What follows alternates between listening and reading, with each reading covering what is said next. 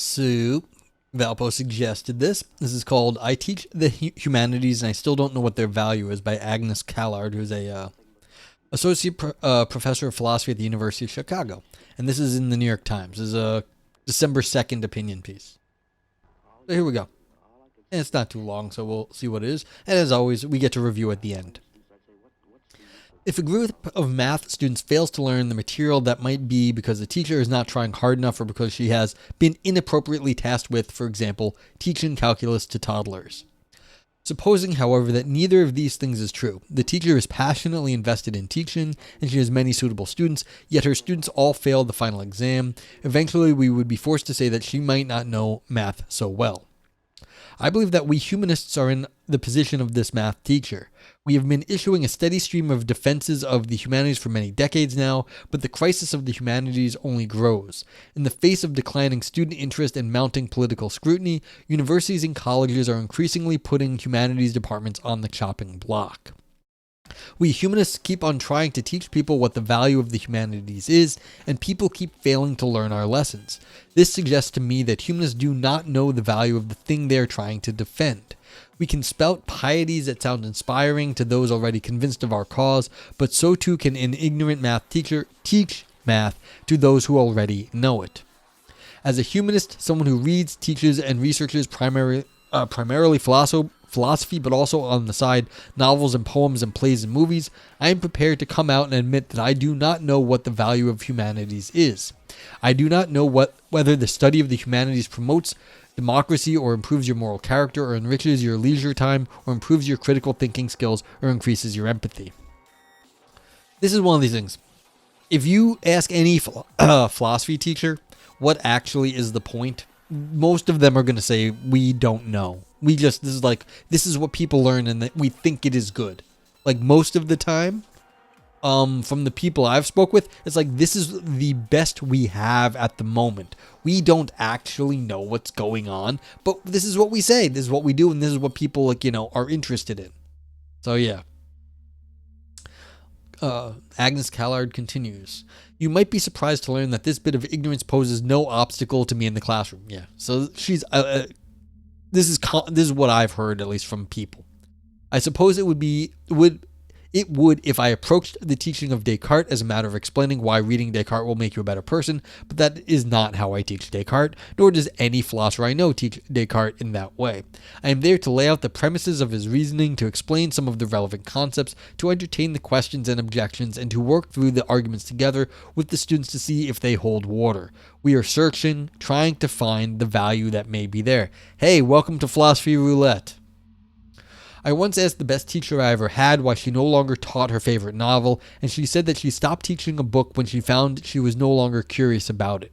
The humanistic spirit is fundamentally an inquisitive one. In contrast, defenses of the humanities are not, and cannot be, conducted in an inquisitive spirit, because a defensive spirit is inimical to an inquisitive one. Defensiveness is, it must be admitted, an understandable response when budgets are being cut and the chopping block is brought out and you need to explain why you shouldn't be on it. It may be that humanists need to spend some of our time joining political battles, which, like all political battles, require their participants to pretend to know things that they do not actually know. Yes, of course, if you're going to battle, you have to join up with anyone that you are willing to, will come to your side in some sense. And so you have to political convenience, marriages of convenience. That's what it's going to be. The idea that you're not going to that we have nothing to say, I find weird. What's up, Aris? How's it going? Agnes Callard is the neoliberal Jordan Peterson. Oh, I didn't know that. She has some expertise, but she is so incredibly detached. She doesn't understand how her writing comes off to people or how it might be used by bad players. Yeah, that's kind of the thing here. It's like, really? There's nothing you can say? That's weird. Also, everyone who does not know Aristotle, you should go follow Aris. He's the man. Aristotle. So yeah, give Aris a follow if you are not already following. He's I don't think anyone's labeled her that, but I am now. Well, go ahead.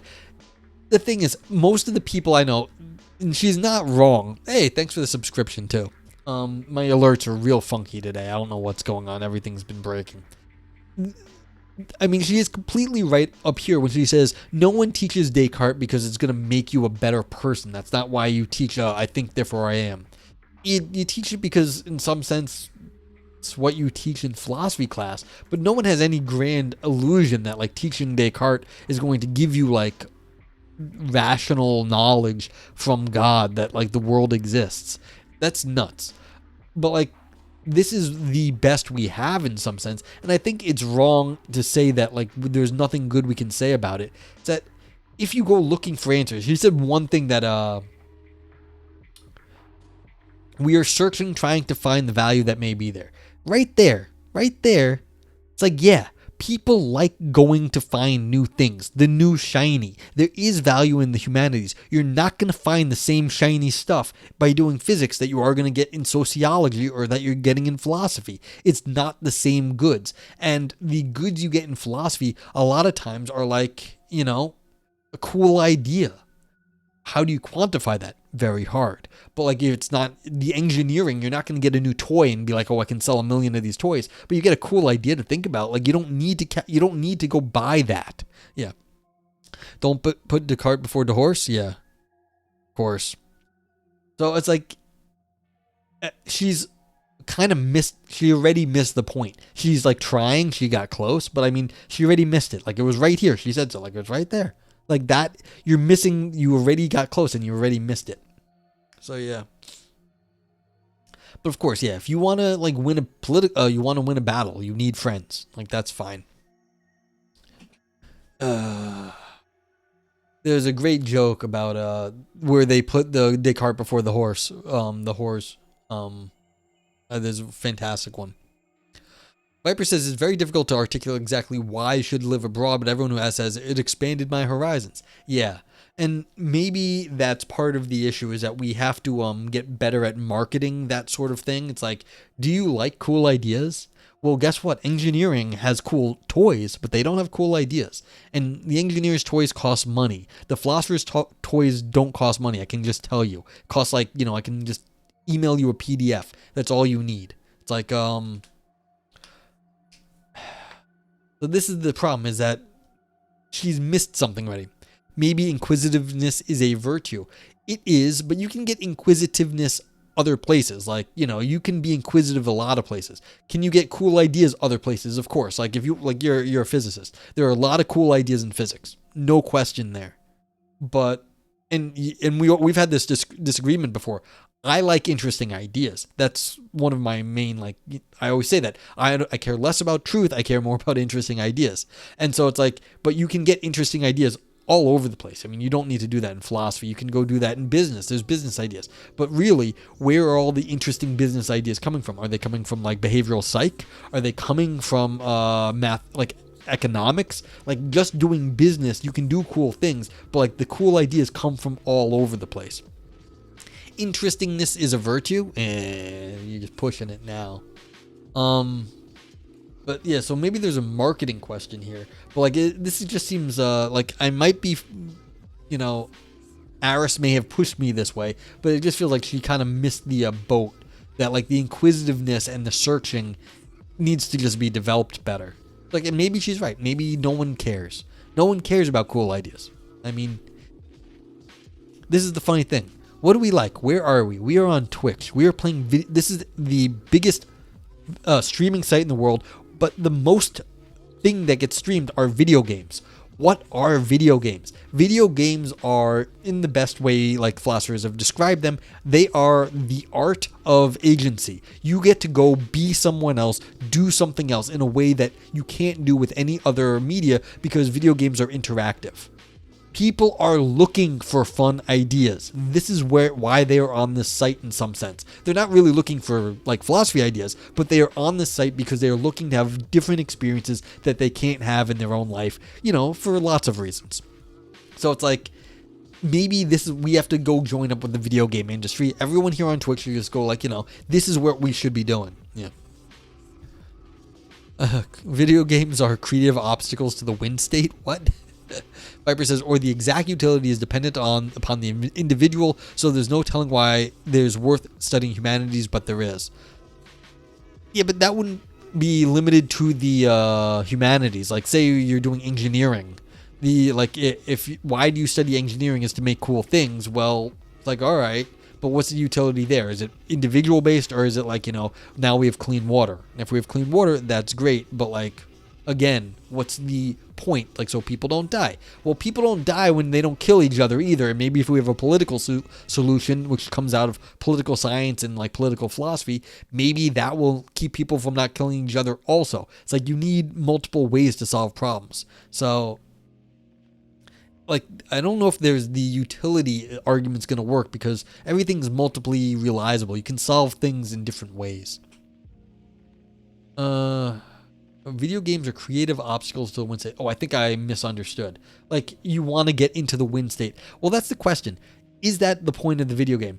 So we've referenced this guy before, T-Win, Nguyen, or I don't know exactly how to say it, C-T Nguyen. He says video games are the art of, having a, thank you. Oh, and I'll tell you a story in a minute. To win a video game, you need to change the 0 to a 1. You could press a button and say, hey, you've won. Video games, or simply make obstacles to that win state. Look, Vipers, I've played maybe tens of thousands of games of Minesweeper. Believe me, I understand. The point is not the win state. It's how you get there. It's the journey. Like, there's a reason you feel good when you beat a hard boss, is because, not because it says you won, that's part of it, but because you like learned something, you were able to do something, whatever that is. Creative obstacles, yeah. Thank you, Aris. CT win games art as agency. The whole point is the agency, that you get to embody some other life that you don't have, because, you don't live in a fantasy world. But that's the thing. Creative obstacles are not the goal. It's that you as an agent, as a human, get to embody some other reality. That is what we like. And that's what you were saying earlier, is that people can't explain why they like traveling. It expanded your horizons. That is the same thing I'm saying about video games here. You get to go travel to a place, be someone else that you are not. And so it's like, it's the exact same thing I'm trying to pull out. And my high school was pretty small, and I wasn't like a popular kid, but I was also not disliked. I was pretty cool with all the people in my grade. So I was running for some like class secretary or something, not because I gave any shit about student government, but because I thought it would look good on a college application. So they come to me and they say, you have to write something down. You have to like say some campaign speech. I didn't turn anything in. So I wrote on a napkin, vote for me. I didn't even put my name on it. So they literally like photocopied the napkin I wrote, vote for me, with someone else's handwriting, with my name written in someone else's handwriting below that. And because I knew the girl I was running against was not well liked. People just didn't like her. She was kind of mean. And so I just wrote vote for me, and I was like, this is a popularity contest, and I'm more popular than she is. And like I said, I wasn't even popular, but I was not disliked, and she was actively disliked. Yeah. So I didn't win class president, but I did win secretary. Yeah, so you're thinking of them as a designer, not a player. Well, that is the thing, but that sounds like you're a shitty game designer at that point, Vipers, because what the point of the creative there is what's way more important than the win state. If you think of games like roguelites, hey, Secret Kick Party, what's up, Tindaris? If you think of games like roguelikes and also puzzle games, the goal is not to get to the win state. It's kind of just to keep playing. There's the Tetris effect. And I don't mean there's also the Tetris effect. But one of the suggestions nowadays, if someone has a traumatic experience, is to go play Tetris. It actually relieves trauma. They found this out, apparently, that playing like puzzle games like Tetris is a trauma mitigation technique. So it's not the win state. In some sense, there's more to it than that. There is the playing. Yeah. Viper says, fundamentally, that's what they are, though. All the agency stuff is built atop of the basic reality that the games are obstacles to the win state. Yeah. Then you play again and again and again and again and again. You kind of have to like playing. some in certain games. So you like I'm like that's saying you only play to win. You might play because you enjoy the playing. So I'm not entirely sure that's 100%. I know what you mean though, Vipers. Like you're basically people play lots of games to get to the end, but sometimes you play games over and over and over again. Like I play Minesweeper over and over and over again. I'm happy when I win, but like I'm not unhappy playing the game. Now there are other games where you play and then you never play again because you got the experience the whole time. So like narrative games. Oh, they're a lot of fun, but once you understand the story, there's no reason to ever play them again. But it's a different kind of game. No win state in Minecraft? Yeah, that's true. There is end boss and a story. So yeah, but see, does anyone care about the end boss and story, Tindarios? Like if you're playing Minecraft like Lumpy plays Minecraft, you're doing it to build a world, not to get to the end boss and story. Okay, so you're not a formal one, but you create your own win state in games like that. Yeah, so in that case, you are designing an experience where the player comes up with their own sort of like goal. So, what's it called? Pirate Software, who I watch sometimes, he says he likes social sandbox MMOs where you get to like build a little world. That's what he enjoys. He likes playing like as a space pirate in a world and he gets to create it. It makes sense that there's no win state, but there's like a guild he gets to run, and that's like he thinks that's fun. He's saying he's going to go play Ashes of Creation or something. I don't know. No win state is the obstacle. Yeah. Fanrail being complete is the win state. Yeah, but you can always build more, Vipers. Like Fanrail, there may not be a like complete Fanrail. So, but this is, we're not like really disagreeing here. It's that there is some goal in mind, and sometimes the goal is certain play, like a play style. Like you get to the like level 100. That's like you're the most powerful player. Whatever it is, you're right that it's there's some end goal that you're trying to get. But I'm also saying the journey is part of it too. And so back to the like little paper here. Question is, what is the journey of philosophy? If we were talking about philosophy as a video game, as I was suggesting, and as we do here on Philosophy Roulette, what is the point? The point is to get the good idea. Does this person have a good idea? And is it worth anything? Why do people waste their time reading and writing philosophy? Is, Valpo, like, that's terrible. I'll read it out loud for people who don't know. Oh, got deleted. Yeah. Got timed out for that. Yeah, for anyone who doesn't know, he made a pun on the last name of CT Win. He said he's good at it because he's always in the win state. Terrible. Terrible. Thank you for the timeout, Vipers. Yeah, so this is what I'm saying. Philosophy is more like a video game in this case. You need to realize that part of it is doing the work and figuring stuff out, and then you get the cool idea at the end when you understand what's going on. You get the cool idea, and you're better off for having the cool idea. Like you're better off for playing a cool video game or reading a good book or, you know, doing stuff like that. So yeah. Hey, Lumpy, we're just talking Fanrail. You have a, I hope it's not as impossible as you think it is. So you have a great night, Lumpy, and thanks for stopping by. So, shout out for the Lumpy. Like that's the point, is that Lumpy plays a game not to get to the win state, but because it's a fun thing to do. It's like playing with blocks. Is there a win state to playing with blocks? Not really. Like, is there a win state in building things in Minecraft? Well, you get to build what you want, and then you get to build more stuff of what you want. You get to build. That's the point. People want to do that. Yes, we were. We were talking about games that don't have a final winning state. Like, why do we play them? Because we're trying to discuss in this article, what's the point of philosophy? There is no final winning state in philosophy. There's always going to be more stuff to talk about. That's not really, we're not like close to the end of philosophy. But they're saying, well, what's the point of philosophy? Is that, well, it's kind of like games where they just keep going. Well, there's lots of good reasons to play them. Yeah. Well, same with philosophy, though. We don't build aimlessly, though. You set a goal, and then you have a bigger goal once you get to that one. It's like you want to hike a mountain, well, then you go hike a bigger mountain. Then eventually you run out of bigger mountains on Earth, but you can always make another cool level in a game. You can always make another cool, like, thing in philosophy. Like, there's always more stuff. Always is. Philosophy is like an MMO. Yeah. this is kind of where I was going with it. We're discussing cool ideas and new ways of looking at the world, and some of them are better than others, and you get to figure that out. And maybe this is really where we need to go in terms of marketing philosophy. The win state philosophy is the friends you made along the way. Yeah, it's part of like discussing with people. It's having cool ideas. And, sometimes you get to like come up with like crazy theories and like tell people. It's like, hey, look at this cool thing I did.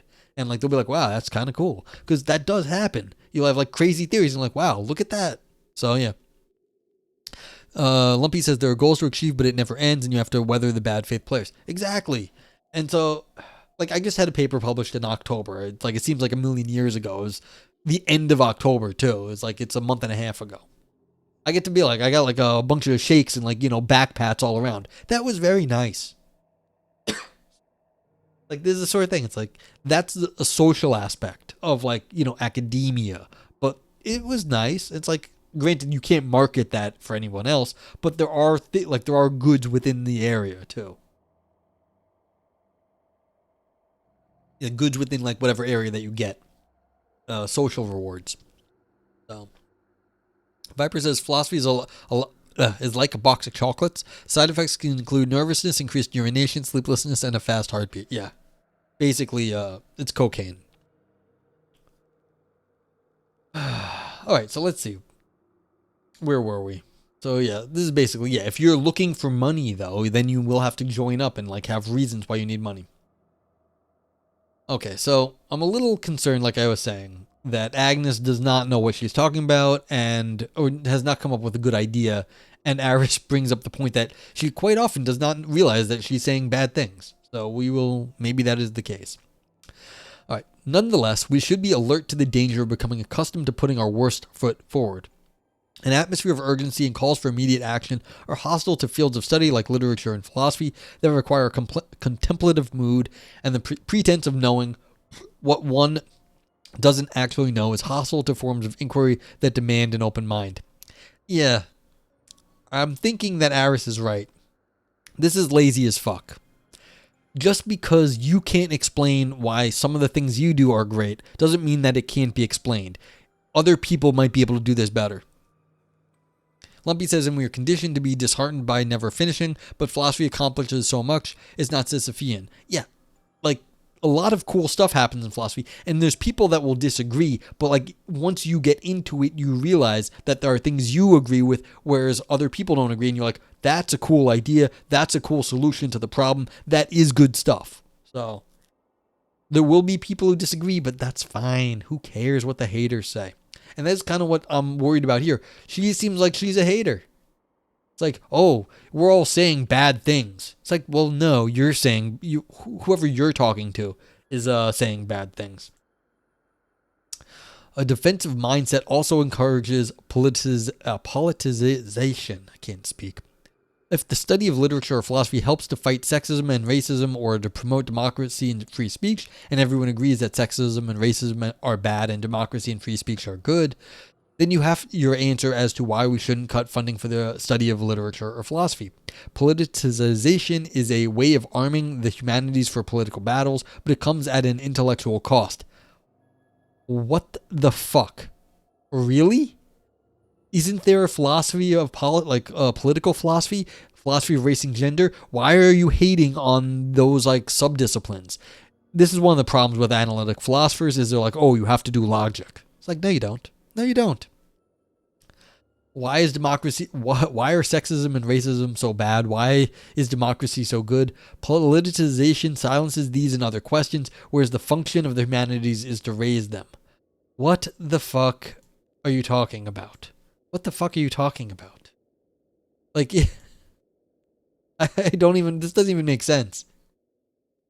Like, yeah, politicization is a way of arming the humanities for its political battles, but it comes at an intellectual cost. What the fuck is the cost here?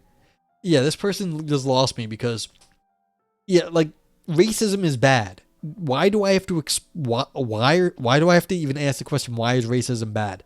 Like, it's ridiculous. Like, there's no reason to hate on a group of people. Like, there just isn't. Like, and this is kind of like the decided philosophy at this point. Like, there's no hating on people. Like, if you go anywhere, there's going to be smart people. It just means it seems like you don't deal with people if you don't know why racism is bad. Same with sexism. You don't realize that women are smart. Like, what's wrong with you?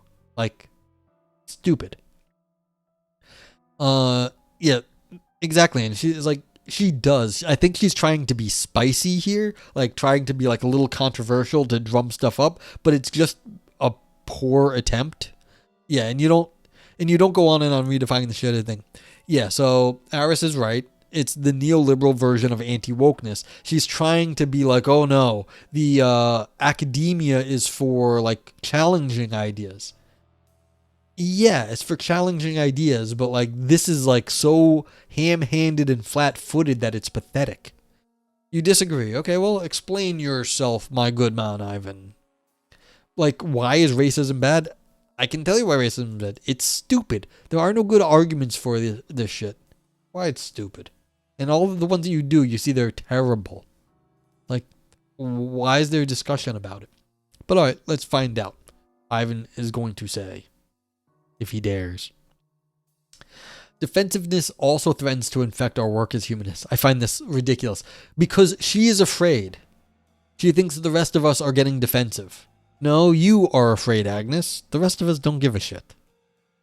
Defensiveness also threatens to infect our work as humanists. A posture that we initially assumed for the purposes of confronting skeptics comes to restructure how we talk to our students, how we construct our syllabuses, and how we even read the text we assign, which which now must prove themselves useful towards whichever political goals currently receive the stamp of approval. If you are going with whichever way the wind blows, and you're afraid otherwise, that is your problem, not the rest of everyone else's. Ivan says, I think she's saying the political discourse is just to say why it is bad. The role of the humanities is to talk about why it is bad. Okay. Here. This is the archive link. If you don't have access to the Times.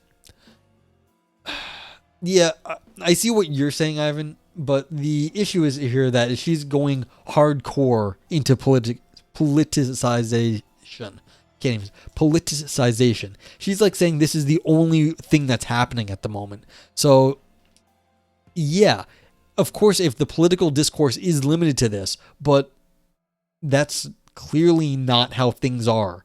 That's how she's like perceiving that she has to say everything that's politically correct, but that's just not true for the most part. Like, really? You have to be politically correct? Really? Makes no sense. So this is the thing. She's going on about this politicization, but how much is there really out there? I don't hear about like anybody really losing their jobs or being forced to say anything.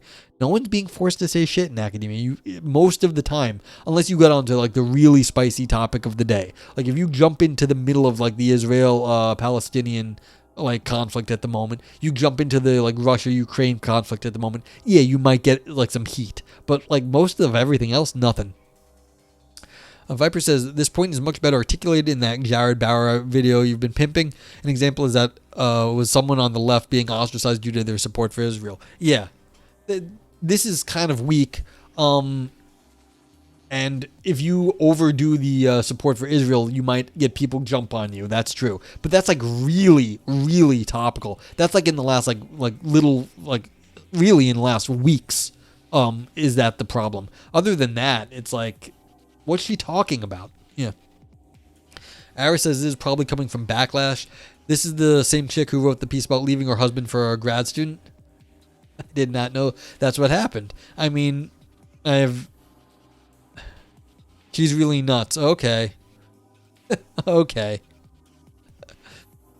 All right. So I did not realize that she's a little bit extreme, I guess you might say. Because it doesn't seem like she seems like she's really getting pushed around by this politicization when, frankly, have some backbone. You don't need to get pushed around so much. You can disagree with people. Just figure out how to say it without pissing them off. It's not always that hard. She has a stellar pedigree, though? Yeah, well, having good academic creds does not mean you have a backbone. It's like having good academic creds does not make you a good person. It happens quite often. Like, pedigree is not everything. And a throuple with the grad student. Oh, fun. Good for her. I hope she had a good time, and I hope the grad students did too. But yeah, the being good at certain areas of philosophy does not make you good at the other areas of philosophy. Just doesn't. And what's it called? There's a few people who like make the jump from like, one area to the other areas, but it's rare, and quite often, they're better at one thing or the other. Some people, write on multiple topics, but most of the time, most people are not good at everything. They're good at what they do. It's like, yeah. And when you get out of that, it's a problem. Now, I don't know what she writes on. Like, does she, like, chat, does she write on this stuff normally? Or is she like, doing logic crap? Ivan says, so should we do a cost-benefit analysis on the humanities? I mean, that's what's happening every day. I mean, why wouldn't you do that anyway? It's going to happen one way or the other. Like, a lot of humanities are getting cut because they don't make business sense, because business people are looking for business returns. Anyone who talks a lot of shit? Me? Yeah, exactly. So, you're going to, like, step in it every so often, no matter what. If you're, like, streamer, you're gonna say dumb things. Like, I know I'm going to. My brain's already fried. But the question is, like, why is she being so defensive on these topics? Alright, let's get through this. A defensive mindset also encourages politicization. If the study of literature or philosophy helps fight sexism and racism, or to promote democracy... Oh, did I already read this crap? Yeah, I read that crap. Okay. Defensiveness also threatens to infect... Oh, God, this is just so weird. Defensiveness also threatens to infect our work as humanists. A posture that we initially assumed for the purposes of confronting skeptics. Really? This is why you're a humanist? Because you were like, oh, those skeptics, they're coming for us. Who the fuck is really that worried about skepticism? What the fuck? Like, really? The Descartes with his like, oh yeah, the evil demon is coming for you. Really, you assumed humanism to confront skeptics.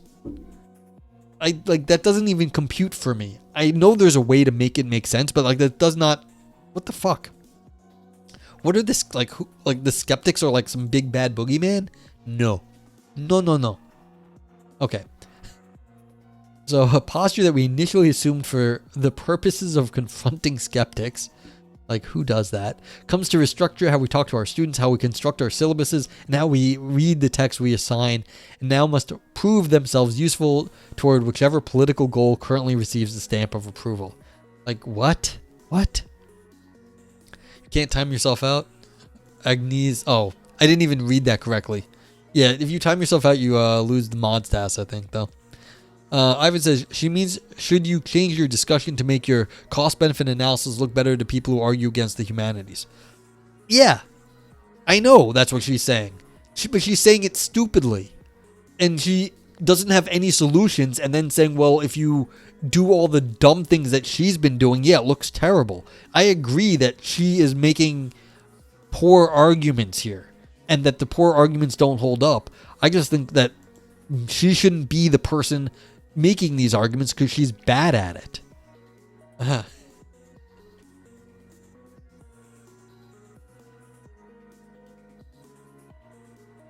Okay. Oh no, I did the wrong one. Damn. Andy. Who the hell is Andy? Oh my god, it does not even work. And for... No. Yeah, you can't be modded. There we go. I don't know if you can type out other mods.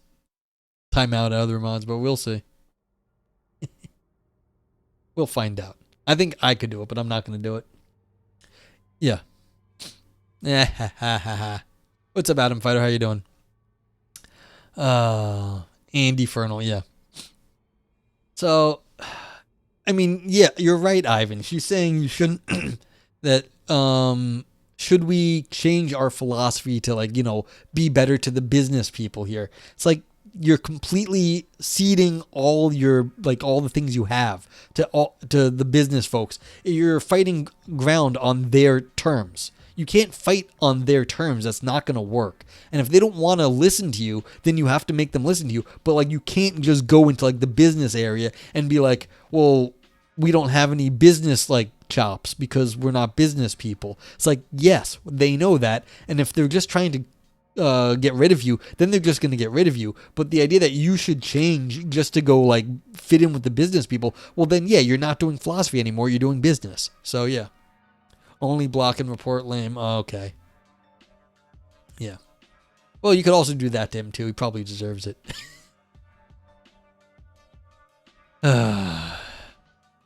She's saying you should not change? Well, yeah, but she's doing it. She's also doing it terribly because no. She's saying she has no idea what she's talking about. She's saying, here's the next sentence. Humanists are not alone in their ignorance about the purpose of their disciplines. She has nothing to say. That's the real problem. Not that you shouldn't change. Yeah, I agree that she's not saying you should change. She's saying she has nothing to say. This is why it's a terrible essay. Because she's saying, oh, look at all these problems. And if we change, then we sound stupid because it sounds like that's what she's worried about. But she has nothing to say.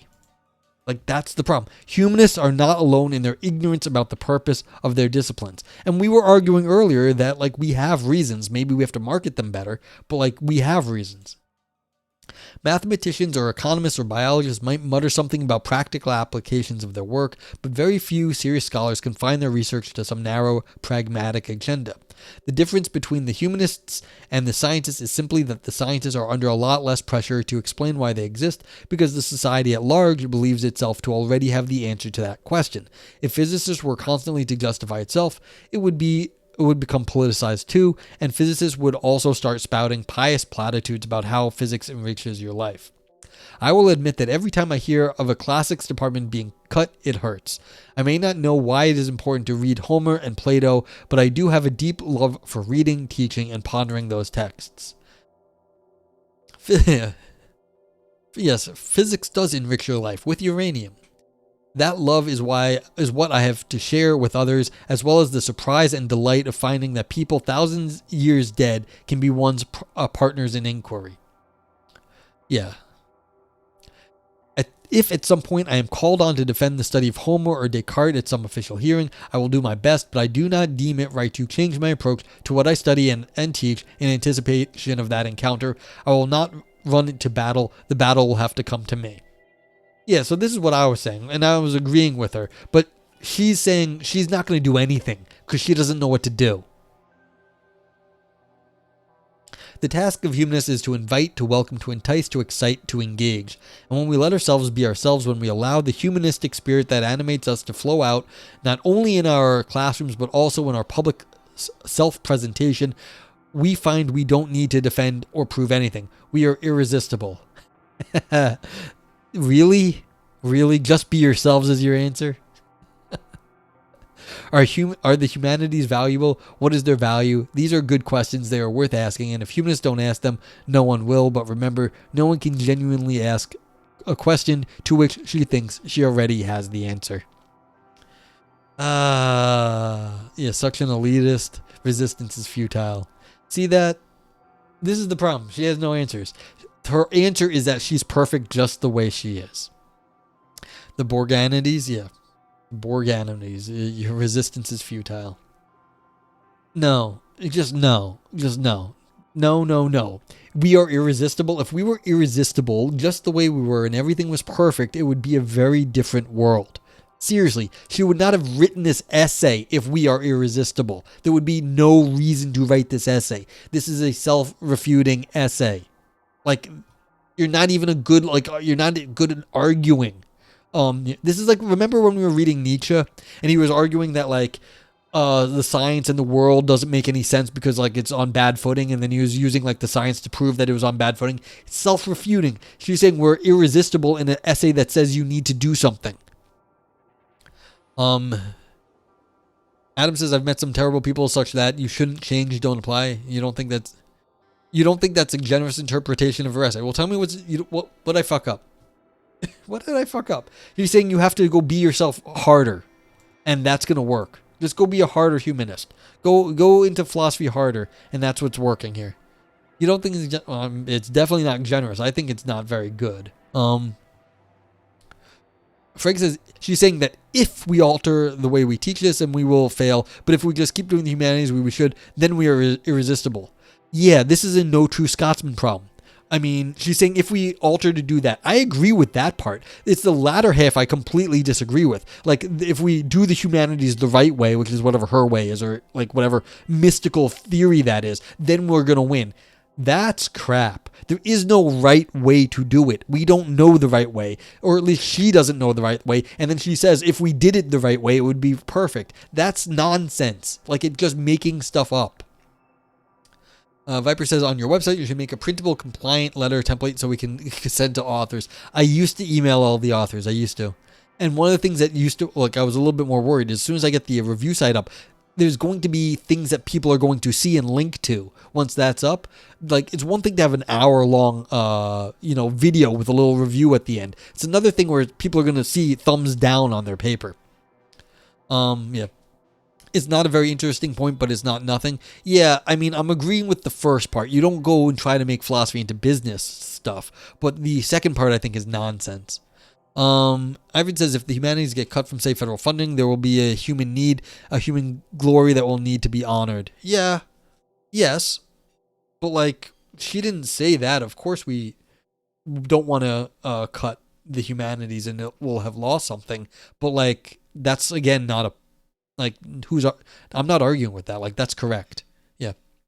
Ara says, now this essay is garbage. She's saying she doesn't have to defend the value of philosophy, but here's the deal, man. In communities, we have to make ourselves legible to the public. Yes. And I think Anne had it right, too, earlier when she said that this is massively elitist. Go deal with the people in the street. They want cool ideas. Cool ideas cost nothing to, it costs you nothing to have a cool idea in your head. People want cool ideas. They want to understand their world better. They want to have, like, good conversations with their friends and family. Like, people want good philosophy. They want good things to read. They want cool ideas. Like, there is a need for this stuff. And the idea that she's like, oh, I'm going to keep on with my philosophy the way I am. Like, she's a big academic. Like you were saying, big ol', perfect credentials. She's not, I doubt she's dealing with the people in the street. Yeah. Frank says it's very hard to answer that, not being the public. I find humanities and philosophy incredibly interesting, and much less so when it wastes time defending what is valuable. Yeah, I mean, that's the thing. That's why I came to Twitch to do philosophy. I said, people are going to care. Someone somewhere is going to care about this. And so the idea that, like, it's not, like, we shouldn't change to be the business people, but that doesn't mean you shouldn't change to find out what the people want to hear about. If you found out what the people want to hear about, there wouldn't be a worry about it because there would be a market for it. You'd have to build your own market, and that's part of the problem here is that philosophers have, only been serving the academic market. They don't build the public market, and there's always a cry for, oh, there should be more public philosophy. But, like, yes, you have to change something. That doesn't mean it's going to be a bad philosophy. Yeah. Adam and Rapture says, question, if there's no right way to teach these texts, they are historically lexical texts, then does that imply it's open to all always? Well, there's always going to be context, Adam. So there is a right way to teach certain aspects of the text. Certain aspects of the text are going to be, like, historically contingent. Like, when someone says something in this context is going to mean a certain thing. Like, if you're making certain arguments about, like, when Heidegger is criticizing, we were talking Heidegger earlier, if he's criticizing, like, the government at his time, he might be criticizing the Nazis. He is a Nazi, but he knows what he's talking about. So it's like that's going to matter. If you read that he's just criticizing any old government, then that's going to miss the point in some sense, that he's criticizing the specific Nazi government that, was ruling Germany at the time. So not everything is just abstract. There are better takes. So it's like, yes, some of it won't be, but there are better takes. Iris says, similarly, if she thinks about irresistibility, nothing to show here. She's basically saying you should study philosophy, and I have no need to explain myself. I have no need to update classic texts to deal with the contemporary people and their prompts. Yeah, this is I'm completely on board with that. The idea that some of this stuff like is just fine the way it is just false. Like, you have to make things relevant for people, but that's everything everywhere. Is the public just a synonym for consumers? Yeah, kind of. I'm using it that way. People want philosophy. They're the consumers of philosophy. Who else is the consumer of philosophy? Yeah. Ivan says, but how are you going to justify it? Show that philosophy majors create better GDP than some other majors. Actually, philosophy majors don't do that bad on the academic stuff. People have looked into that, Ivan. Surely the justification is some sort of inspirational, aspirational human story about the glory of human intellect. No, like, not necessarily. Philosophy departments tend to bring in more money than they cost. So you can do this on the economic thing, but like the business people don't want to hear that. They want to see like output, not that it's like bringing in, like they pay for themselves. It's like you have to sort of look at different numbers, and it's not always the numbers that like the business people are looking at. Adam says, my humanities course was awesome. My professor, who was also a voice instructor, would project his voice while telling the event and underpinning reasons to the philosopher's views. This voice projection was still the best live action drama person standing completely still. Yeah, that's fun. Yeah, Aris is saying, yeah, it's colleagues, community, and funders, admins, market. Anyone, not ourselves, maybe our friends and others. Yeah. Way more money. Yeah, so philosophy brings in way more money. Like, it's stupid. Now, it may not be as much as like other disciplines, but it's not like it's going broke. Philosophy is not going broke. Ivan says, I guess if she's saying she's going to teach Descartes, no matter what we learn about consciousness, that would be very ivory tower nonsense. She kind of did. She said, oh, just go be yourselves. And I love teaching Descartes. Kind of did. Descartes is interesting because he was such a turning point in intellectual philosophical thought. Yeah, and if you could understand why Descartes is right about certain things or wrong about certain things, then you might understand more about the contemporary debates in philosophy of mind. And so going back to the old debates isn't necessarily a bad thing. It's just you have to understand what is the current use now. Now, if you want to go look at the history of philosophy, that's a different question. That's also good. But if you want to understand our current debates and where we are now and where we might go, you might also need to at least understand something of Descartes. Anne says, but what expenditures does it have? I mean, with sciences and practical stuff, you have research to carry out, and this is expensive. What cost money in philosophy departments other than staff? Books. Good story. So there was a classicist in my department who I butted heads with when I was an undergrad badly, but we eventually got along.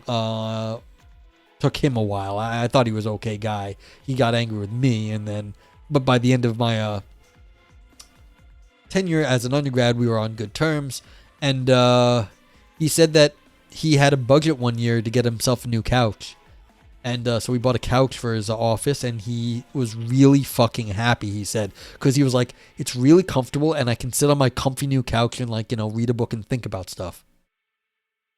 So it's like office furniture, books, and sometimes you want ability to travel to conferences. So if you can get travel funding and office furniture, that's what it is. So but I mean, you're going to get that with any academic department, but like it's not a whole lot more. And the access to library stuff, like if you want to have like, now there's a different problem in academic publishing that the journals cost a lot of money, but like you're gonna have that also in all disciplines too. Adam says, I actually agree with this view. Philosophy earns more than loses. They are involved in all the research aspects to make sure the researchers don't do anything unethical. Yeah, they can close a heavily funded research project and no one can protest.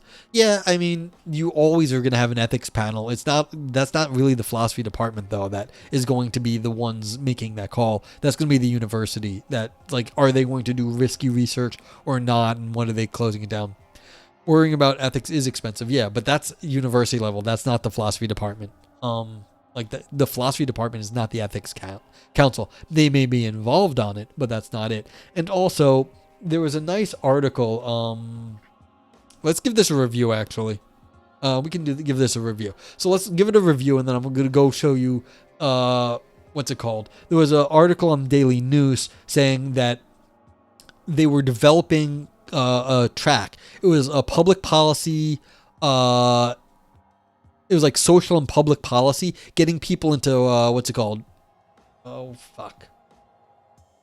It was a science. It was political science, social, and some sort of public policy, pushing people towards getting into doing social, making improving society, and they were getting a lot of funding for that.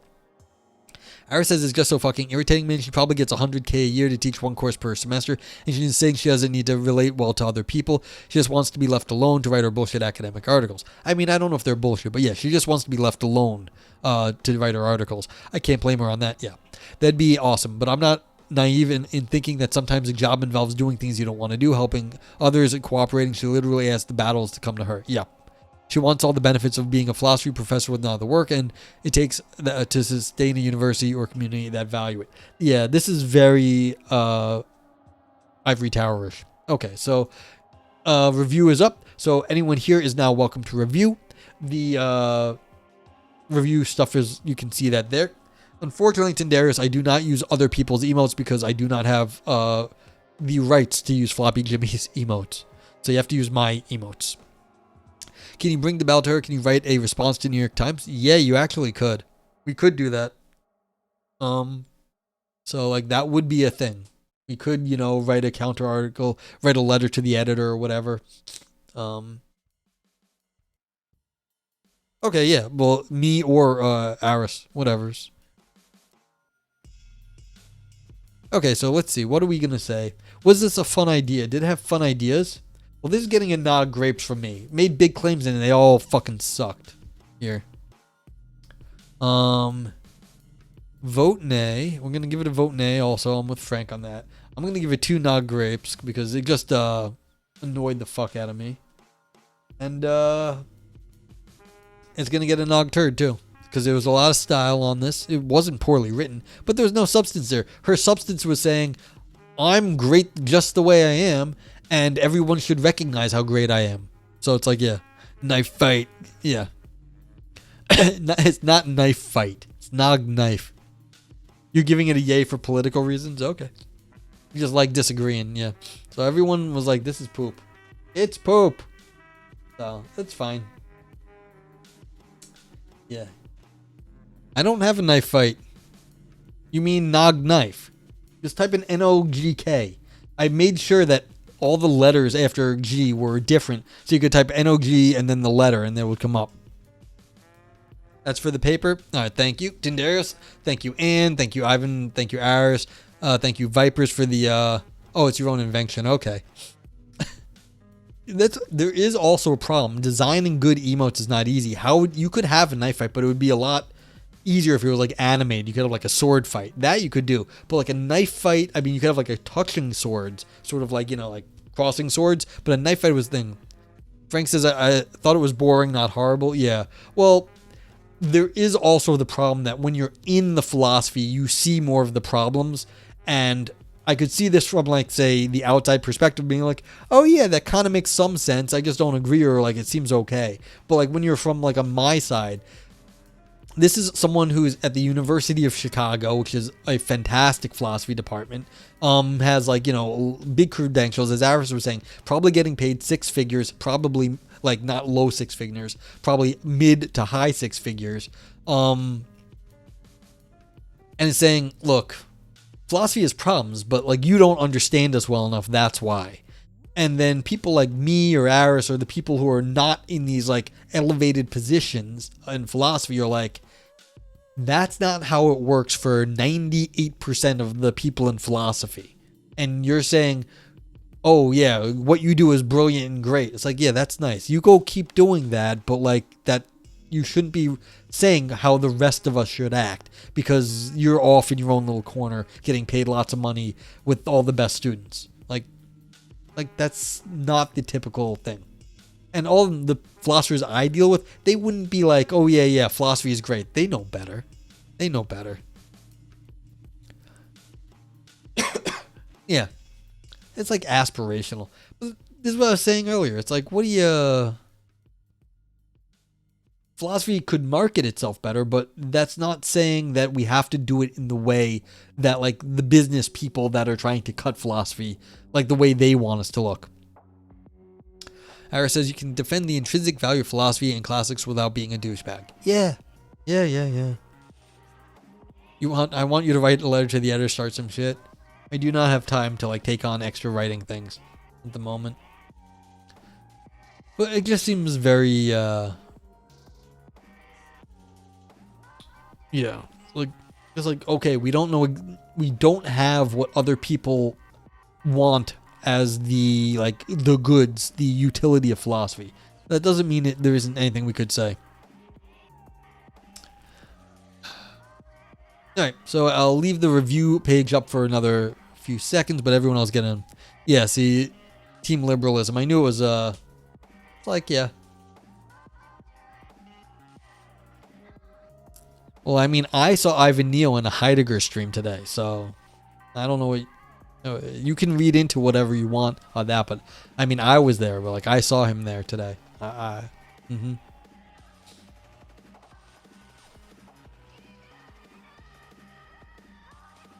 The Agency of Becoming. Her book is called Aspiration, The Agency of Becoming. I mean, who knows if it's good, but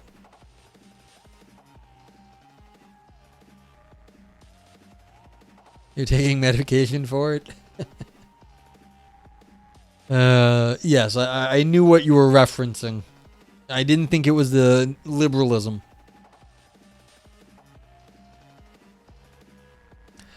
Frank is confused. I think she's saying that the way to defend philosophy is just to keep teaching the interesting things and people will find it worthwhile automatically.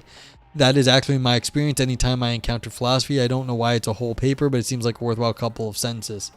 Because it's failing, Frank. People have been saying this shit for years, and philosophy keeps losing money and like power and status because it's not working. You are not the person in charge of the money, Frank. I'm sorry to break it to you, but you are not the person funding philosophy departments. So that's the problem. Is it is not working. So it may work for you, but you are not the person in charge of the budget.